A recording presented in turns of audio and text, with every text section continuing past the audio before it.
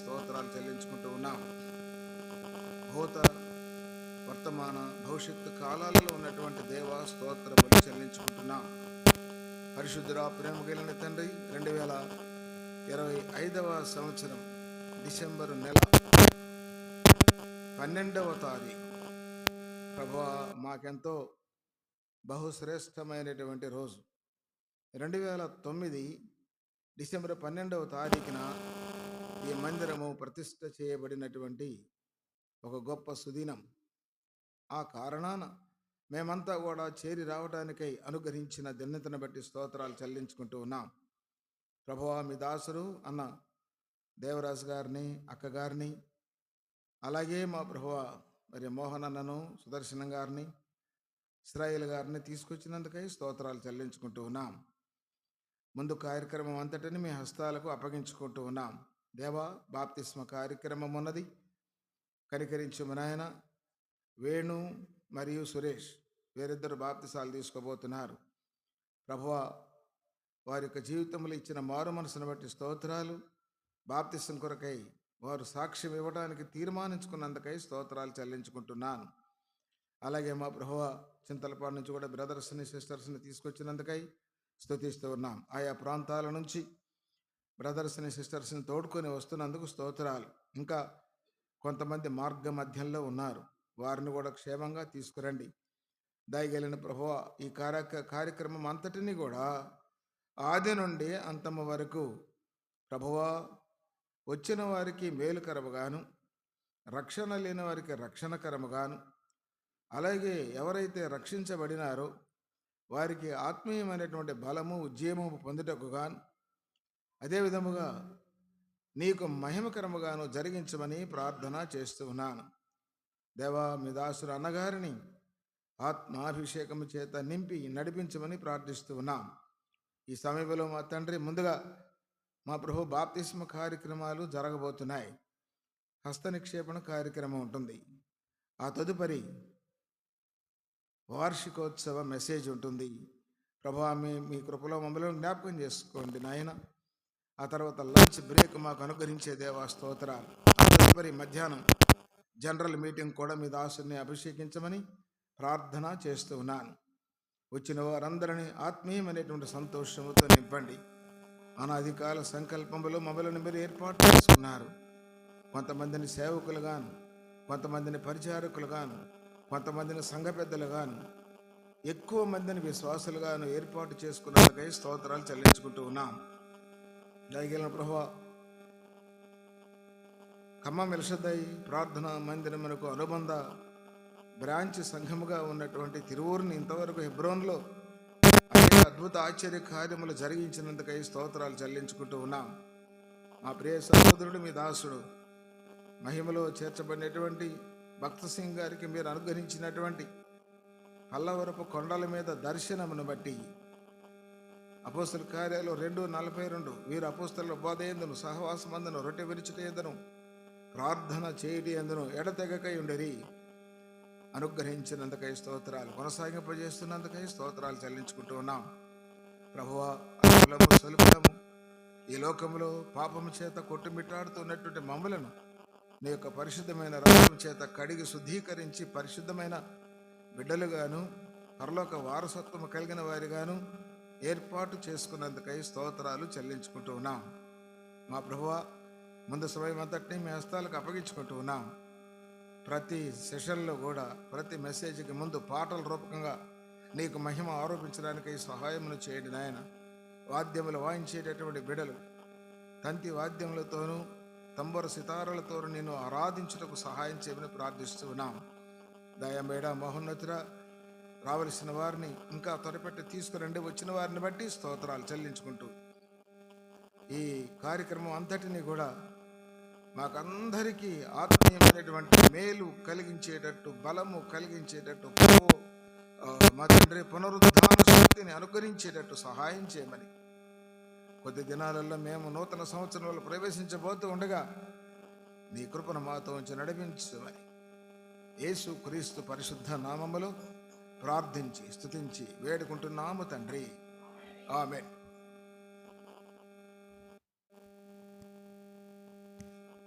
Brother Prasad, brother Vijayababu, brother Ratnaraju గారు పాటలు పాడడానికి రావాల్సిందిగా మనవి చేస్తూ ఉన్నాం.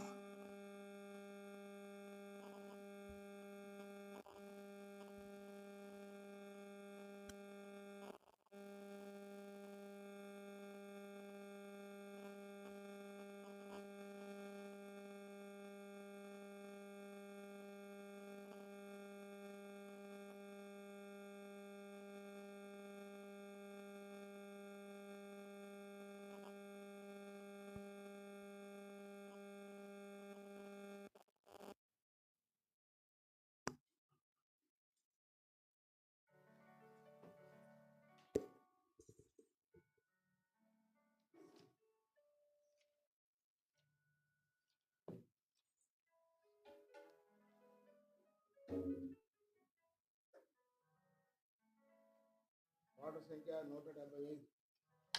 స్తుతియు మహిమ ఘనత.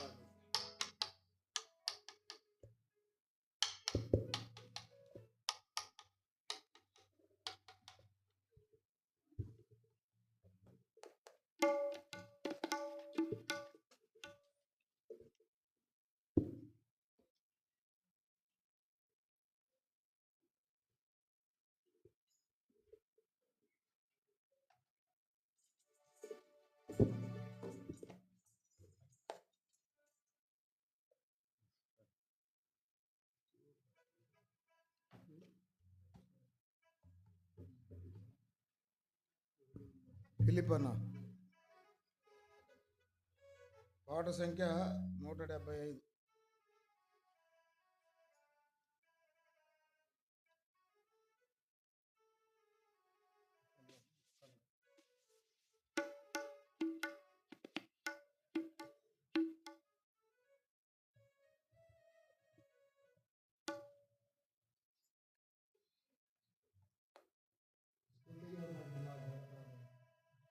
స్తుతియు మహిమ ఘనత నీకే యుగ యుగముల వరకు. ఎంతో నమ్మదగిన దేవా, ఎంతో నమ్మదగిన దేవా, మాగే గుడవై మాగే చితివి. ఎంతో గొప్ప శుభదినము, మాగే గుడవై మాగే చితివి. ఎంతో గొప్ప శుభదినము, మేమందరము ఉత్సహించి సంతోషించెదము. మేమందరము ఉత్సహించి సంతోషించెదము. కొనియాడెదము మరువబడని మేలుల చేసెనని.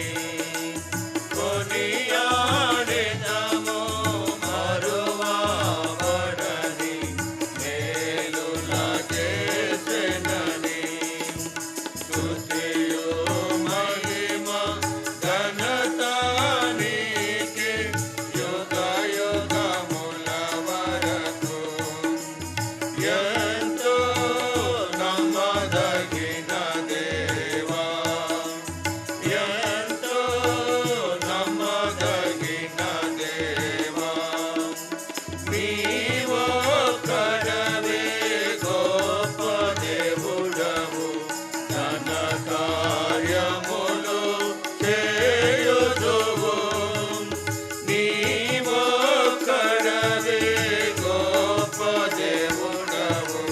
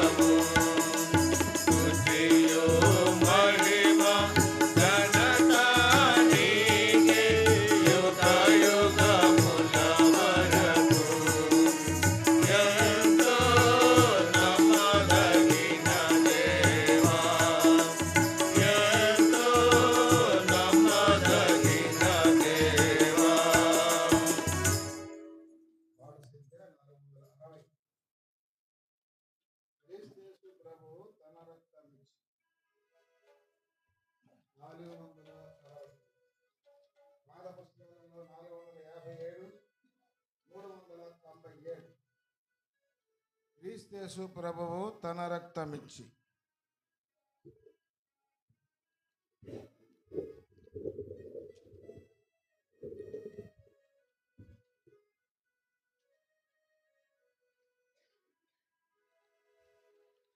క్రీస్తు ప్రభువు తన రక్తమిచ్చి కొన్నటి సంగమునా ఎవరు చేరెదరో వారే ధన్యులు, పరలోకమే వారిది. ఎవరు చేరెదరో వారే ధన్యులు, పరలోకమే వారిది.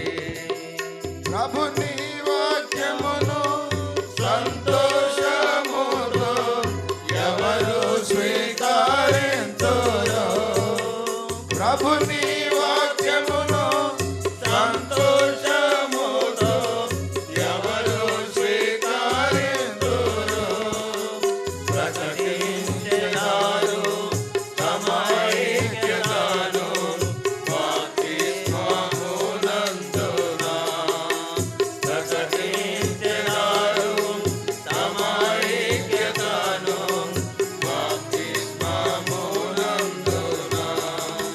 క్రీస్తు ప్రభువు తన రక్తమిచ్చి కొన్నటి సంగమునా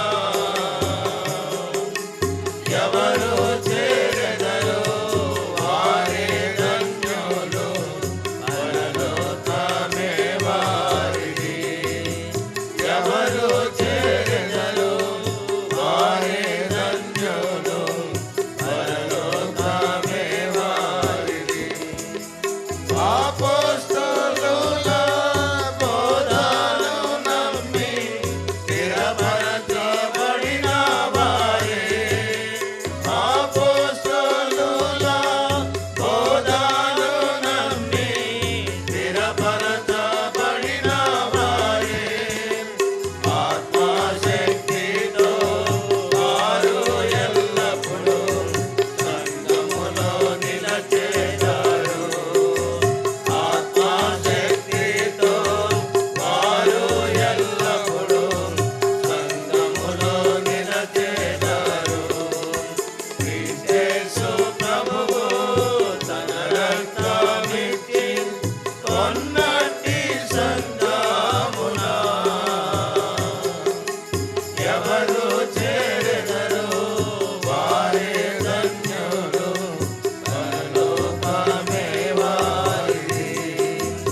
ఎవరు చేరెదరో వారే ధన్యులు, పరలోకమే వారిది. పరిశుద్ధులతో సహవాసమును ఎవరు కలిగియుందురో, పరిశుద్ధులతో సహవాసమును ఎవరు కలిగియుందురో, వారే పొందెదరు క్షేమాభివృద్ధి. క్రీస్తు ప్రభువు నందు వారే పొందెదరు క్షేమాభివృద్ధి. క్రీస్తు ప్రభువు నందు. క్రీస్తు ప్రభువు తన రక్తమిచ్చి కొన్నటి సంగమునా ఎవరు చేరెదరో వారే ధన్యులు.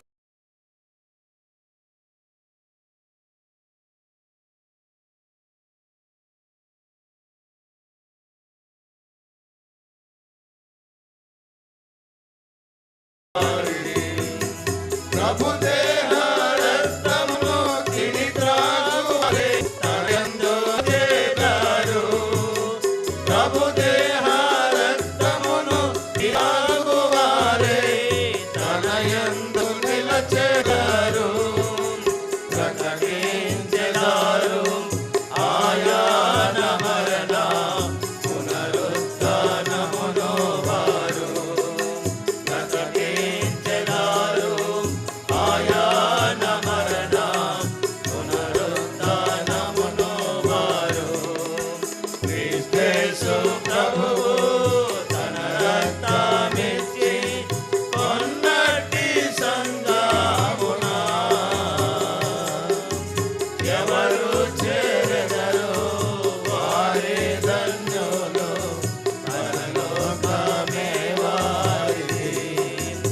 ఎవరు చేరగరు వారే ధన్యులు పరలోకమే వారిది.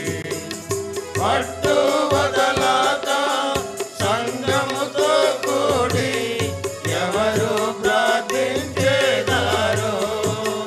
పట్టు వదలాక సంగముతో కూడి ఎవరు ప్రార్థించేదారు. సాతాను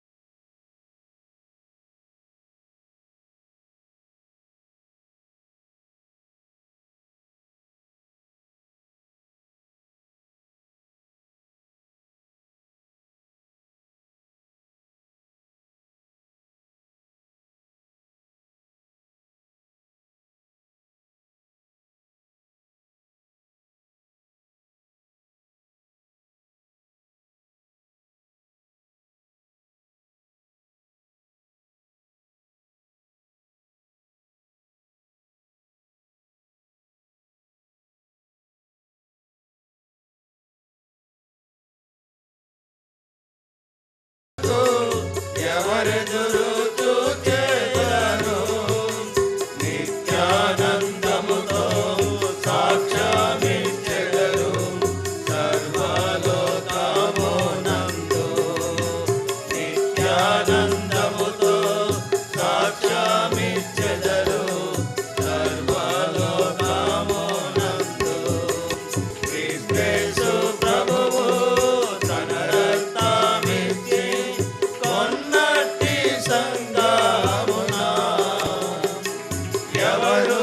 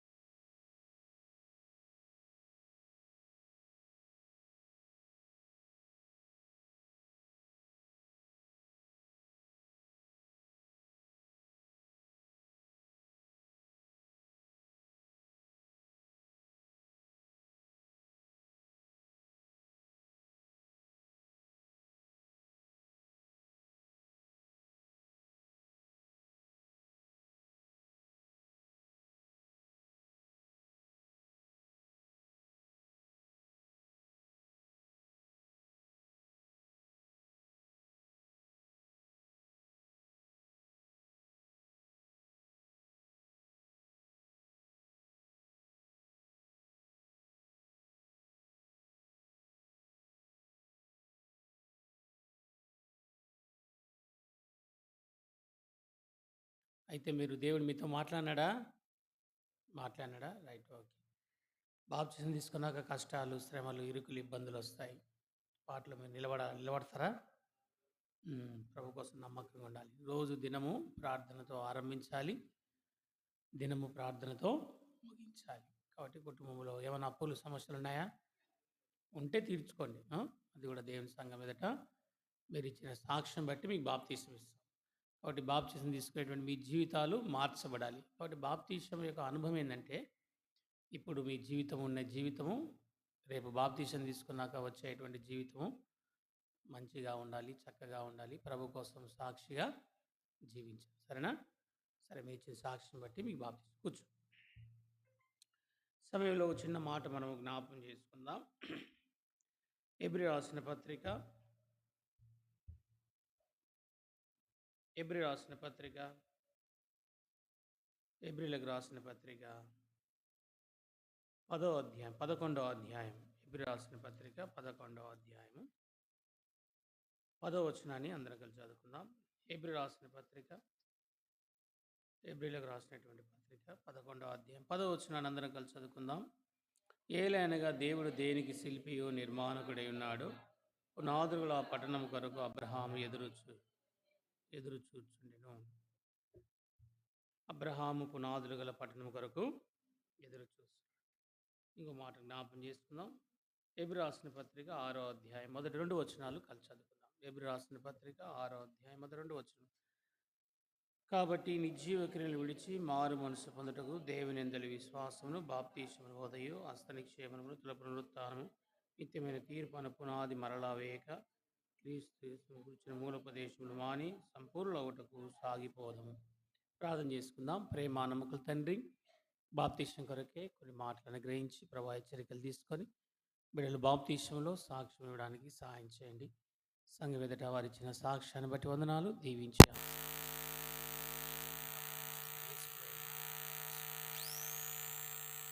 ఒకటి ఎబ్రీ రాసినటువంటి పత్రికలో దేవుడు ముందుగానే మరి మన కొరకు సిద్ధపరిచినటువంటి ఏర్పాటు కొరకై, దేవుని యొక్క ఏర్పాటు కొరకై అబ్రహాము ఎదురు చూస్తూ వచ్చాడు. దేని కొరకంట? పునాదులు గల పట్టణము కొరకు అబ్రహాము ఎదురు చూస్తూ వచ్చాడు. కాబట్టి ఇక్కడ పునాది అనే మాటను మనం తీసుకుందాం. ఏం తీసుకుందాం? పునాది. కాబట్టి పునాది మన జీవితంలో సరైనదిగా ఉండాలి. బాప్తీసమునకు పునాది. అందుకొరకే ఎబ్రీ రాసిన పత్రిక 6వ అధ్యాయంలో కూడా ఆ మాటలు మరలా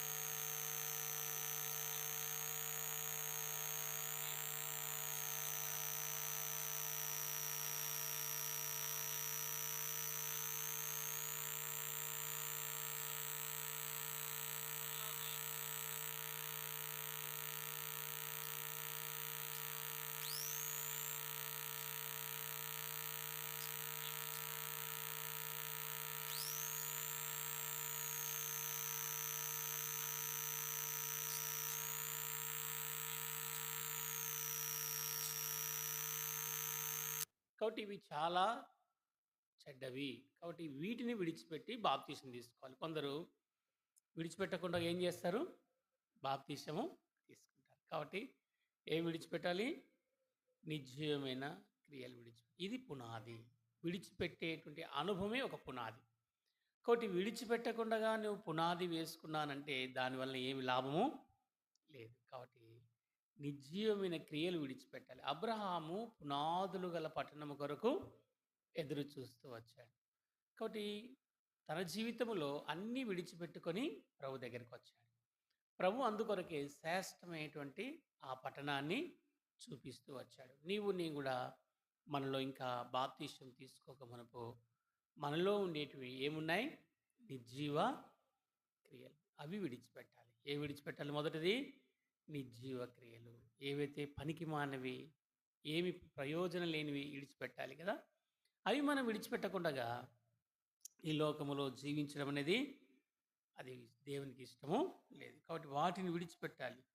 కాబట్టి నిర్జీవ క్రియలను విడిచిపెట్టాలి. పాపముతో కూడిన క్రియలను విడిచిపెట్టాలి. నిర్జీవమైనటువంటివి, వాటిలో ఏమీ లేనివి మనము విడిచిపెట్టాలి. కాబట్టి ఈ నిర్జీవ క్రియలు మనం విడిచిపెట్టినప్పుడే బాప్తీసంలో మనము సాక్ష్యం ఇచ్చినప్పుడు ఆ సాక్ష్యము దేవునికి ఎంతో ఇష్టమైనదిగా ఉంటుంది.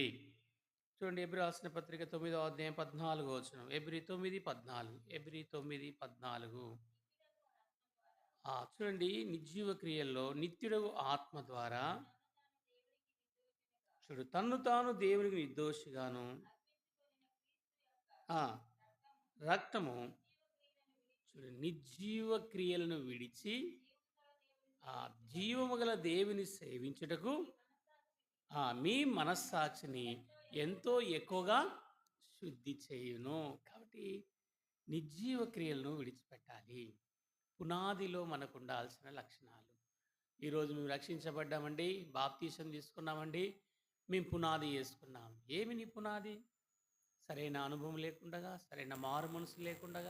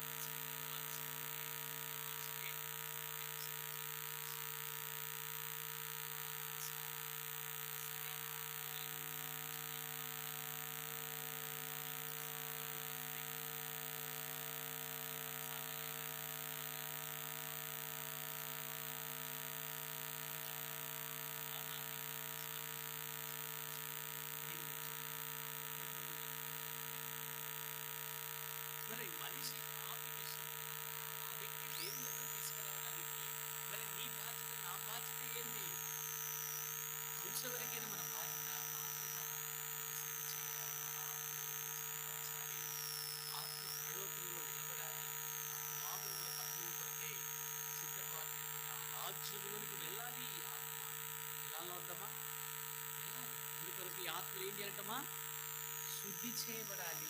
చిన్న క్రియలు విడిచిపెట్టి జీవం గల దేవుని సేవించండి. నీ మనస్సాక్షిని ఎంతో ఎక్కువగా శుద్ధి చేసేదేనా? నీవుగా ఇవన్నీ మనం విడిచిపెట్టే వారంగా ఏం విడిచిపెట్టాలట? నీ జీవుని ఇది మొదలు. రెండోది చూడండి, పేతురు రాసిన పత్రిక, పేతురు రాసిన పత్రిక 1:18, మొదటి పేతురు 1:18, మొదటి పేతురు 1:18. పితృపారంపర్యమైన వ్యర్థ ప్రవర్తనను విడిచిపెట్టు. చాలు. కాబట్టి ఏ విడిచిపెట్టాలంటమ్మా? కాబట్టి వ్యర్థ ప్రవర్తన. కాబట్టి ఈ లోకములో ఆచారాల యొక్క వ్యర్థమైన ప్రవర్తన, ఆచారాల పద్ధతి. ఏం ఆచారాలు? పండుగలు వస్తాయి, ఏదైనా వస్తే, అమావాస్య వస్తే, పౌర్ణమి వస్తాయి కదా, ఇవన్నీ కూడా ఏం చేస్తారు? మీరు ఆచరించారు. కానీ లోకం యొక్క పద్ధతి. వీటిల్లో ఉండి నువ్వు ఎలా బాప్తిస్మలో సాక్ష్యం ఇస్తావు? ఎలాగున్న పునాదులు వేయగలుగుతావు? వాటిని విడిచిపెట్టాలి. ఏ విడిచిపెట్టాలి? వ్యర్థమైన పితృ ఆచారం, పితృపారమైన మీ వ్యర్థ ప్రవర్తనలు విడిచిపెట్టాలి. అవి విడిచిపెట్టాలి. ఏ విడిచిపెట్టాలంటే, మా రాయలసీమలో పెళ్లి సంబంధం కుదిరింది అనుకోండి, ఏం చేస్తారు? పెళ్ళిళ్ళ సంబంధం వచ్చినప్పుడు తెలుస్తుంట. అరవింద్ అంకుల్ చెప్పేవాడు. అప్పుడు తెలుస్తుంది విశ్వాసుల యొక్క అంత భాగవతం అంతా తెలుస్తుంది. ఏం కారణం అంటే, పెళ్ళి రాగానే కూర్చొని ఏం చేస్తారు? పెళ్లి సంబంధం మాట్లాడాలంటే, రాయలసీమలో, ఆంధ్రలో ఉందో తెలియదు, రాయలసీమలో పెళ్లి సంబంధం మాట్లాడాలంటే ఒక నల్ల గొంగడి వేస్తారు. ఏం చేస్తారు? ఒక గొంగడేసి ఆ గొంగడి మీద పెద్దలు కూర్చుంటారు. వాళ్ళు కూర్చొని మాట్లాడతారు. ఎందుకు?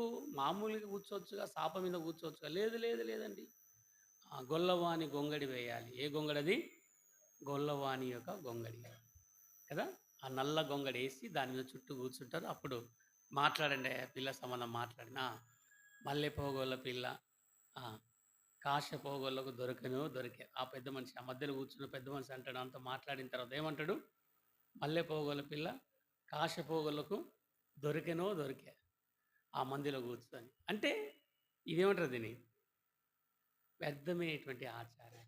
ఇవి మనం విడిచిపెట్టుకోవాలి. ఏ విడిచిపెట్టుకోవాలి?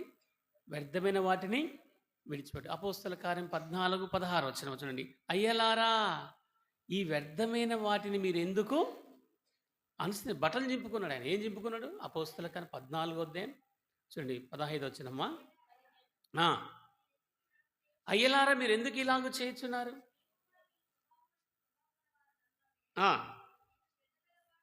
చూడు, వ్యర్థమైన వాటిని విడిచిపెట్టి ఆకాశమును, భూమిని, సముద్రమును, వాటిలో ఉన్న సమస్తమును సృజించిన జీవము గల దేవుని వైపు మీరు తిరగవలని. కాబట్టి ఎవరి వైపు తిరగాలంట? జీవము గల దేవుని వైపు తిరగడం. ఏం విడిచిపెట్టాలంటమ్మా? వ్యర్థమైన వాటిని. కాబట్టి వ్యర్థమైన వాటిని, పితృపారమైన ఆచారాలు ఇవన్నీ కూడా దీంట్లో వ్యర్థత. కాబట్టి వీటిని విసర్జించాలి. వ్యర్థమైన వాటిని మనము విడిచిపెట్టి బాప్తిస్మముల దగ్గర రావాలి. ఇంకా వ్యర్థమైన వాటిని పట్టుకుంటే ఏం లాభం? అందుకే 7వ వచనం రాయబడింది, వాడేదో బలహీనమైన పాదములు గలవాడు అక్కడ ఉన్నాడని, వానిలో కొంత విశ్వాసం ఉందని ఆ దైవజనులు చూచి పైకి లేపారు. లేపినంత మాత్రంలో వాళ్ళు ఏమన్నారు? వీళ్ళే మనుషులు దేవదూతల రూపమును ధరించుకొని మా మధ్యలోనికి దిగి వచ్చి ఉన్నారని, ఒకరికి ఒక రకంగా, ఒకరికి ఒక రకంగా బండ్లు తయారు చేసి, బండ్ల మీద ఎక్కించి, ఊరేగించి, పూలదండలేసి, చూడండి, దేవతలు మనుషుల రూపమును దాల్చి ఎక్కడికి వచ్చారంటమ్మా? భూమి మీదకి వచ్చారంట. అయ్యా, ఎందుకయ్యా వ్యర్థమైనవి? ఈరోజు ఎవరైనా సహాయం చేస్తే ఆ మనిషికి ఏమని చెప్తున్నారు? దేవుడు. సింపుల్గా చెప్పాలంటే ఏమని చెప్తారమ్మా? దేవుడు. ఎవరు దేవుడు అండి? మనుషుడు దేవుడు అవుతాడా? కాడు కదా. ఇవన్నీ ఏమంటాయి? వ్యర్థమైనవి. కాబట్టి రెండోది ఏమి విడిచిపెట్టాలి? వ్యర్థమైన వాటిని విడిచిపెట్టి నువ్వు బాప్తిసం తీసుకో. ఇది రెండోది. మూడవది చూడండి, యోబు రాసిన గ్రంథం 11వ అధ్యాయం 14 వచనం. యోబు 11:14. యోబు రాసిన గ్రంథం 11వ అధ్యాయం 14 వచనం. చూడండి, పాపము నీ చేతిలో ఉండ చూచి ఏం విడిచిపెట్టాలి చెప్పండి? పాపమును విడిచిపెట్టి బాప్తిసం తీసుకో. వేరే ఆప్షన్ ఏం లేదు. వేరే ఆప్షన్ ఏముందమ్మా? లేదు. పాపాన్ని విడిచిపెట్టి బాప్తిసం తీసుకోవాలి. ఇక పాపాన్ని విడిచిపెట్టకుండా నువ్వు ఏమీ లాభం లేదు. వాటిని విడిచిపెట్టు. ఏం విడిచిపెట్టాలంట? పాపమును విడిచిపెట్టు, పాపాన్ని విడిచిపెట్టు. ఈరోజు నువ్వు పునాది ఎలాంటి పునాది వేస్తున్నావు? కాబట్టి నిజంగా చూడగలిగితే నీవు నీ నిత్యమైన తీర్పును పునాది మరలా వెయ్యక వెయ్యక వెయ్యి కాదు వెయ్యక వెయ్యక చూడండి అది చక్కగా. కాబట్టి నువ్వు నిత్యమైన తీర్పు అనే పునాది మరలా వేయక వేస్తున్నారు, పునాదులు మరలా వేస్తున్నారు, పునాదులు వేస్తున్నారు. ఈరోజు ఎందుకు మానవుడు పునాదులు వేస్తున్నాడు? ఆల్రెడీ వేసిపోయారండి పునాది. ఆల్రెడీ ప్రభు వేశాడు పునాది. ఆదిమ సంఘమే పునాది వేయబడింది. ఇక నువ్వు పునాది వేయాల్సిన అవసరమే లేదు. ఆ పునాది మీద నువ్వేం చేయాలి చెప్పాలమ్మా? కట్టాలి. అంతేగాని నువ్వు పునాది తీయాల్సిన అవసరం లేదు. నీ చేత కాదు, నా చేత కాదు. ఆల్రెడీగా ఆదిమ అపోస్తలు వారు ఏం చేశారు? పునాది వేశాడు సంఘానికి. ఈరోజు ఈ సంఘానికి నువ్వు మరలా పునాది వేయాల్సిన అవసరము లేదు. అందుకే మరలా పునాది వేయక ఎందుకు వేస్తున్నావు? నువ్వు ఎలా జీవించాలి? కాబట్టి నా జీవితంలో ఈ పునాది యొక్క అనుభవం నీలో ఉన్నదా? అబ్రహాము పునాదులు గల పట్టణము కొరకే ఎదురు చూస్తూ వచ్చాడు. ఇక ఆయన పునాది వేసుకోవడానికి ఇష్టపడ్డా? కాబట్టి దేవుడు పునాదులు గల పట్టణము కొరకే అబ్రహాం ఎదురు చూస్తున్నాడు. ఈరోజు నీవు కూడా నీ చేతిలో పాపమునట నేను చూచేది, నువ్వు దాన్ని విడిచిన ఎడలా నీవు విడిచిపెట్టు. నీ గుడారం దుర్మార్గత నీవు కొట్టివేసేదవు. ఈనాడు పునాది సరిగా లేకుండా నీళ్ళల్లో మునిగితే లాభం లేదు. పాపం ఉంచుకొని మునిగితే లాభం లేదు. అది విడిచిపెట్టి నువ్వు ప్రభు దగ్గరికి వస్తే అది ఎంతో మంచి శ్రేష్టమైనటువంటి పునాదిని నీవు కలిగిన వాడవుగా ఉంటావు. ఈనాడు పాపాన్ని ఇంకా నీలోనే ఉంచుకొని, నీలో ఇంకా అలాంటి జీవితాన్ని ఉంచుకొని నువ్వు అలాగే జీవిస్తే, కాబట్టి దేవుడు నీ విషయంలో ఏమాత్రం ఇష్టపడడు. నువ్వు విడిచిపెట్టాలి? పాపమును విడిచిపెట్టాలి. పాపాన్ని విడిచిపెట్టకుండా నువ్వు అలాగే జీవిస్తే అది మంచిది కాదు. పునాది అనేది ఎలాంటిది? కాబట్టి ఇది ఎన్నోది? మూడోది. మొదటిది ఏమిటి?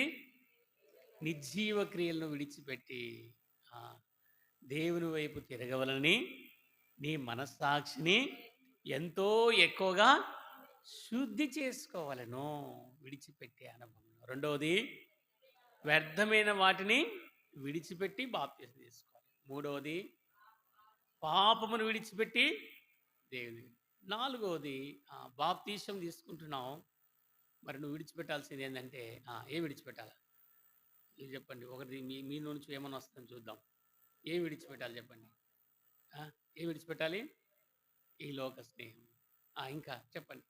విడిచిపెట్టేది ఈ లోకంలో స్నేహం. రైట్. ఇంకా పాపం చెప్పినాం కదమ్మా. ఇంకా చెప్పండి. మీరు ఒక సలహా ఇవ్వండి, మీ నోట్ల నుంచి రాని. నేనే బోధకులు మేము సిద్ధపరచుకుంటే ఎట్లా? మీరు కూడా చెప్తే నాకు ఒక పాయింట్ పనికొస్తుంది కదా, ఎప్పుడైనా దాన్ని ఎత్తి పెట్టుకోవచ్చు.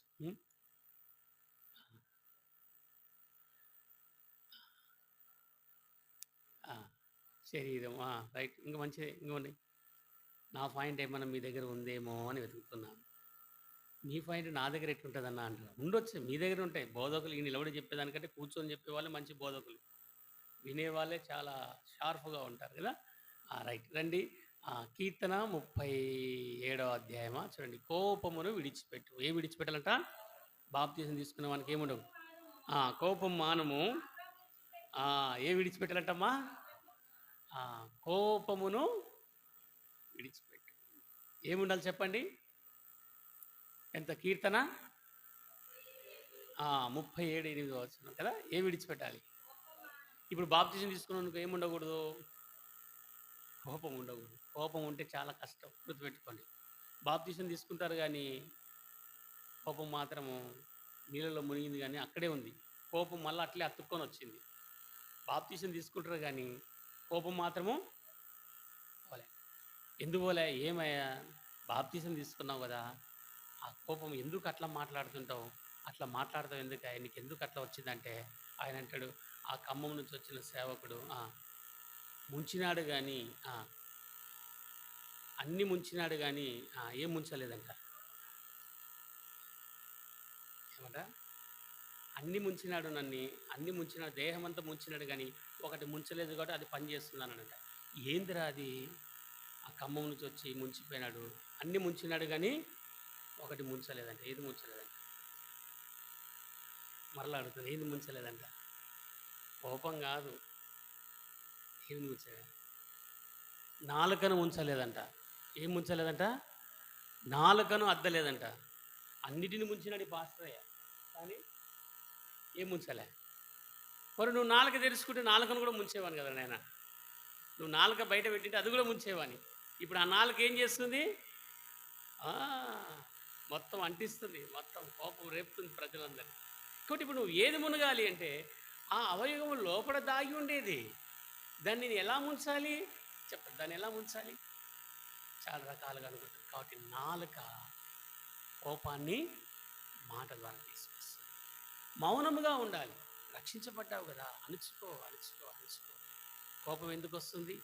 ఈరోజు కోపమే ఎంతో భయంకరమైనటువంటి కార్యాలు చేస్తుంది. కాబట్టి నువ్వు బాప్తిసం తీసుకోవడానికి నీలో ఏముండకూడదు చెప్పండి? నాలుగోది ఏముండకూడదమ్మా? కోపం. నీ పునాదిలో ఏముండకూడదు? కోపం ఉండకూడదు, కోపం ఉండకూడదు. ఆ కోపమే నష్టం తీసుకొస్తుంది. 2 రాజుల 5వ అధ్యాయం చూడండి. 5వ అధ్యాయం ఏమంట? అతడు రౌద్రుడై కోపము తెచ్చుకొనిను. ఎందుకని నీ కోపం, అంత కోపం? చూడండి 2 రాజుల 5వ అధ్యాయం చూడమ్మ, అక్కడ ఒక మాట. 2 రాజుల 5వ అధ్యాయం ఏమంట? అతడు ఏం తెచ్చుకున్నట? కోపము తెచ్చుకొనిను. ఎలాంటి కోపం అంటే అది? చూడండి. అది అది కాదు, అది కాదమ్మా. ఆ, ఆ, ఉమ్, ఆ, ఆ, ఆ, ఆ, ఆ, ఆ, ఆ. కోపము తెచ్చుకొనెను. ఏం తెచ్చుకున్నట? 11వ చూడమ్మా. అందుకు నయమాను కోపము తెచ్చుకొని తిరిగిపోయి. చూడు ఏం చేసిండు? కోపము తెచ్చుకొని. కాబట్టి నిజంగా చూడు, ఎన్నో నదులు ఉన్నాయి, వాటిలో మునగవచ్చు కదా. నాకెందుకు ఈ నది అంటే, లేదయ్యా ఈ నదిలో నువ్వు మునిగితే బాగు. పనివానికి శాంతం ఉంది కానీ దాసుకి, యజమానికి ఏం లేదు? శాంతి లేదు, నెమ్మది లేదు. ఇంత గొప్పవాణ్ణి. కాబట్టి చూడదు, సిరియా దేశానికే సైన్యాధిపతి. ఇక్కడికి ఏ దేశానికి? సిరియా. సైన్యాధిపతి అంటే వేలు లక్షలు అన్నీ దాటిపోతుంది కదా. అధిపతి వేరే, సైన్యాధి 100 మందికి ఒక అధిపతి, 100 మందికి ఒక సైన్యాధిపతి. అంటే ఎన్ని చెప్పాలి? లక్షలు వేలు దాటిపోతుంది. అంత గొప్పవాడు దేవుని మాట వినాలంటే కోపం తెచ్చుకుంటాడు. పనివాడంటే కొంచెం ఓర్చుకోవాలి. ఆ కోపం ఎందుకు, ఆవేశం ఎందుకు? ఆ నీళ్ళల్లో మునిగితే ఏమవుతుంది? శుద్ధుడు అవుతావు కదా, పరిశుద్ధుడు అవుతావు కదా. ఈ నీళ్ళల్లో మునగడానికి యోర్దానులో దేవుడు ఆ అనుభవం తీసుకొచ్చు. కాబట్టి నీవు కూడా ఎక్కడ మునగాలి? యోర్దానులో మునగాలి. ఏం లేకుండా మునగాలి? అది విడిచిపెట్టు. నాలుగు మొదలైన జీవితం, కోపం లేని జీవితంతో ఇది నీ మొదటిది. ఎలా తీసుకోవాలి చెప్పండి? తీసుకోవాలి. నిర్జీవ క్రియలు విడిచిపెట్టి దేవుని వైపు తిరగవలను, దేవుని దగ్గరికి రావాలి. రెండవది, వ్యర్థమైన వాటిని విడిచిపెట్టాలి. మూడవది, పాపమును విడిచిపెట్టాలి. నాలుగవది, కోపాన్ని విడిచిపెట్టి బాప్తిసము తీసుకోవాలి. బాప్తిసం తీసుకు ఏమైనా ఆశ్చర్యాలు, కోపం లేకుండా ఉంది, నువ్వు ఏం చేస్తావు? ఉంది, ఏదో నేను చెప్పండి, ఉంది. కానీ దాని గురువు చంపుకోవాలి. కోపం వస్తుంది.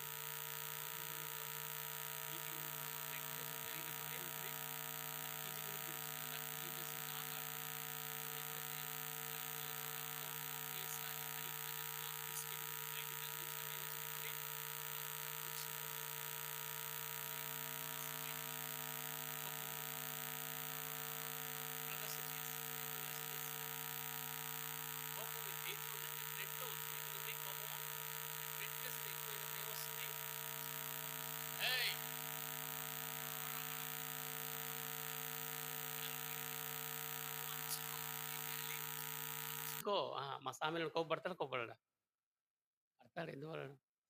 బ్లడ్ ప్రెషర్ పని చేస్తుంటుంది, అందరికి పని చేస్తుంటుంది, ఇంట్లో పని చేస్తుంటుంది, బయట పని చేస్తుంది. కాబట్టి దీన్ని ఏం చేయాలి మనము అణుచుకొని ప్రభు కోసమే అట్లా జీవించినప్పుడు ప్రభు మనల్ని కోపం లేకుండా బాప్తీసం తీసుకో. ఇది అనుభవం. అట్లా దేవుడి మాటలు దీవించుగా. రండి బాప్తీసానికి వెళ్దాం.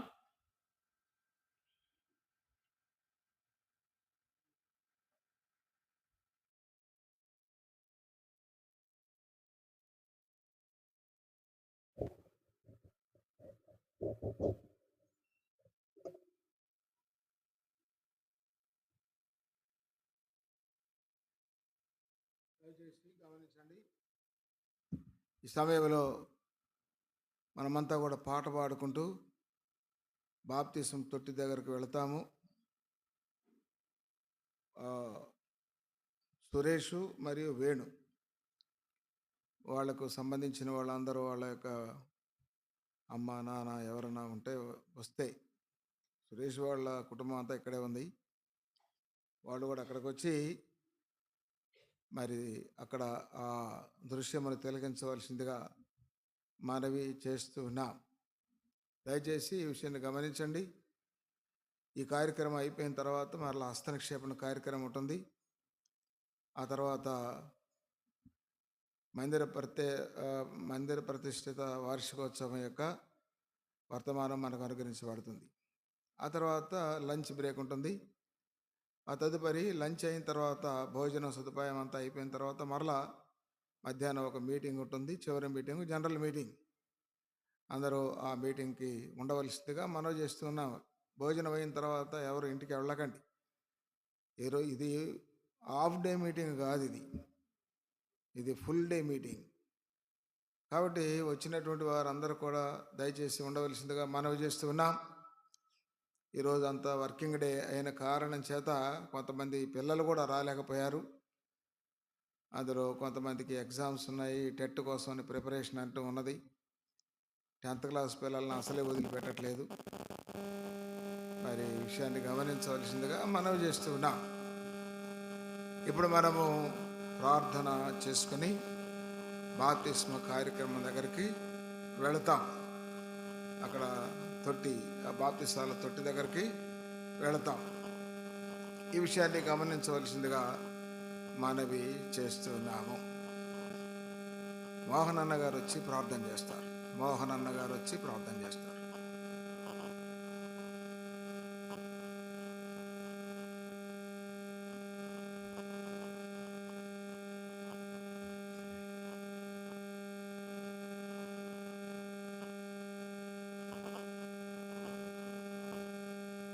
ప్రార్థన చేసుకుందాం. ప్రేమ కలిగిన మా తండ్రి, పరలోకమందున్నటువంటి మా దేవ, ఘనమైన పవిత్రమైన పాదములకు వందనములు, స్తుతులు, స్తోత్రాలు చెల్లిస్తూ ఉన్నాను. నీ ప్రియదాసుడు శామ్యూయల్ అక్క గత కొన్ని సంవత్సరముల నుంచి వారు నాతో మా అందరితో ఎంతో సుపరిచితులు.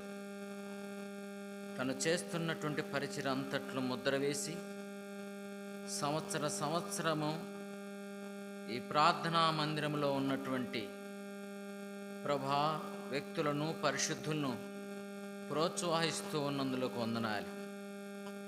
ఈ యొక్క వేణు సురేష్ బాప్తిస్మ కార్యక్రమం నిమిత్తము కొరకై మీ దాసుని మీ సిలువ సాటును మరుగుపరుచుకొని, కాబట్టి నిర్జీవ క్రియలను విడిచిపెట్టవలేను అని సెలవిస్తూ వచ్చినారు. కనుక హెబ్రీ వ్రాసినటువంటి పత్రికలో సెలవిచ్చినటువంటి మర్మముల కొరకు స్తోత్ర చెల్లిస్తున్నాను. బాప్తిసము తీసుకున్నటువంటి వారు, తీసుకోబోతున్నటువంటి వారు, ఇంకా సందిగ్ధముతో తీసుకోవలసినటువంటి వారందరి కొరకు సంఘములో ఉన్న ప్రతి ఒక్కరికి తీసుకురావలసిన మాటలు తీసుకొస్తూ వచ్చారు. అవును నాయన, కోపము విడిచిపెట్టలేదు, పాపము విడిచిపెట్టలేదు, ఆగ్రహము విడిచిపెట్టలేదు. కనుక వీటన్నిటినీ విడిచిపెట్టుకొని నీ యొక్క మందిరంలో బాప్తిసము తీసుకోవాలనేటువంటి సందేశాన్ని మాకు దయచేస్తూ వచ్చారు. సంఘము యావత్తు కూడా ఇది గమనించి ఇక ముందున్నటువంటి కార్యక్రమంలో కూడా మాలో ఏమైనా కోపములు ఉన్నాయా, పాపములు ఏమైనా ఉన్నాయా, దాచిపెట్టుకున్నటువంటివి ఏమైనా ఉన్నాయా, ఇవన్నీ కూడా విడిచిపెట్టుకొని నీ మందిర ఆలయములో ప్రవేశించే హక్కును మాకు అనుగ్రహింపచేయమని యేసుక్రీస్తు వారి శ్రేష్టమైన పవిత్రమైన నామమున ప్రార్థించి స్తుతించి ఆరాధించి వేడుకుంటున్నాను తండ్రి. ఆమేన్. పాట సంఖ్య 618. నా హృదయము వింతగా మారెను. 618. పాత పుస్తకంలో 605, మరొక పాత పుస్తకంలో 510. ఖమ్మం నుంచి వచ్చినటువంటి ఇశ్రాయేల్ గారు ఈ పాట పాడుకుంటూ మనం అక్కడికి వెళ్తాం.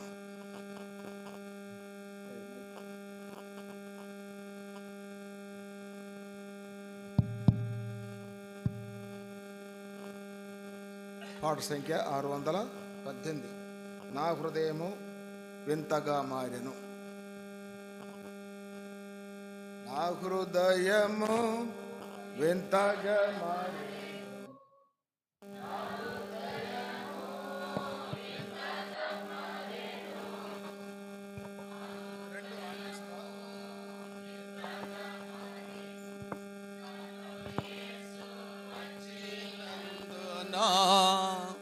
నాలో యేసు వచ్చినందున సంతోషమే సమాధానమే, సంతోషమే సమాధానమే, సంతోషమే సమాధానమే. చెప్పనా శక్యమైన సంతోషం, చెప్పనా శక్యమైన సంతోషం. నా మనోనేత్రము తెరువబడెను, నా మనోనేత్రము తెరువబడెను, నా మనోనేత్రము యేసు నన్ను ముట్టినందున, ముట్టినందున సంతోషమే ఆనందమే.